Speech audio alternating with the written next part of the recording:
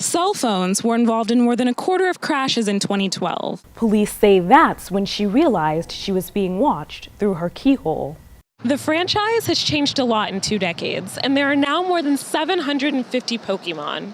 But a new art show right here at the Apollon Art Space is celebrating Pokemon's first generation. The American Diabetes Association says prevention often starts with replacing sugary drinks with healthier ones. Click It or Ticket will run for 1 week to help crack down on seatbelt violations. So you may see more police officers on the road.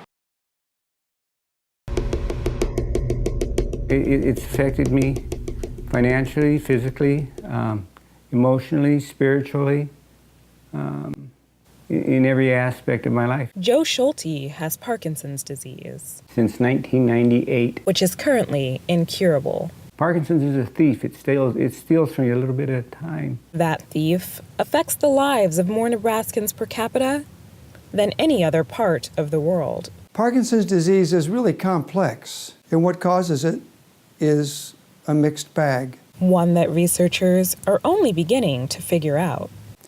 There's a genetic predisposition that we have for Parkinson's disease. We know families that half the people will have Parkinson's disease. But genetics only account for a very small number of cases. Our majority of people, more 95% or so, are getting Parkinson's disease due to interaction with the environment. I grew up on a farm, and that seems to be higher risk here in Nebraska. A group of students recently tried to determine a link between chemicals used in farming and Parkinson's prevalence here in the Cornhusker State. What they found was that the 2 regions of Nebraska which has the most intense exposure to pesticide and insecticide are the 2 regions with the most density of Parkinson's disease. While doctors are still unsure of the cause of Parkinson's, We don't have a good unified explanation yet. they are working to slow the symptoms The stiffness and the aches and the pain. and are remaining hopeful. We're not going to give up. The trampoline park. You want to go to the trampoline? On any given day, you'll see Isley Taylor living the life of a typical 5-year-old boy. Nothing stops him. He was born with a rare birth defect called metopic craniosynostosis. It's about 1 in every 2,000 to 2,500 births. The plates of his skull fused together prematurely, leaving no room for his developing brain to grow. Isley will soon undergo cranial surgery, which will be the 4th surgery he's endured. As any parent, you wouldn't want to see your kid go through that. Isley's parents keep him in the loop about his condition and what to expect for his upcoming surgery. Gonna cut open my head and move my brain a little bit forward. And then close it up and put the things inside.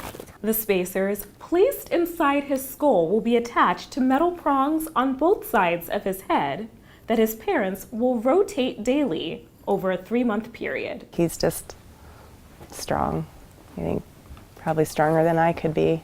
You can support Isley by attending his fundraiser Sunday at Fox and Hound. That money will help us to pay our bills so that we can stay home and take care of him, because he won't be able, with the hardware in his head, he won't be able to to go to daycare or anything like that. The fundraiser will feature a silent auction, and donations are welcomed. For the Omaha News, I'm Tiara Charay. Terry Hendricks has loved and owned horses for decades. She and her husband were devastated when someone recently cut off one of her horse's tails. It was a pretty sad day. We were crying quite a bit. She says horses' tails serve a purpose. Horses need their tails because they have to swat flies, of course, and mosquitoes, everything. These insects carry diseases that can make the horse very sick. Without their tail, they're pretty much defenseless. Now, Terry is taking steps to keep Lucy safe, since her tail will take years to grow back. A synthetic tail is what we're looking into. The community has also offered an outpouring of options and support. I got a phone call from a student that designed some type of a fan that he would like to bring out here and try. and it repels flies from around horses. And so he wanted to see if that might help. If your horse becomes the victim of a similar crime, you should immediately report it to the police and the Humane Society, like Terry did. This is not a widespread phenomenon. We've only had probably 2 or 3 in the past couple years. Most of which have been in rural areas. They were kind of concerned about that they're targeting in the city rather than out on rural farms. Terry is now securing her pasture to make sure this doesn't happen again. We bought a lot more spotlights, and we leave a lot more lights on around the area. And we're even thinking about getting a security system. She urges other horse owners to do the same. For the Omaha News, I'm Tiara Charay.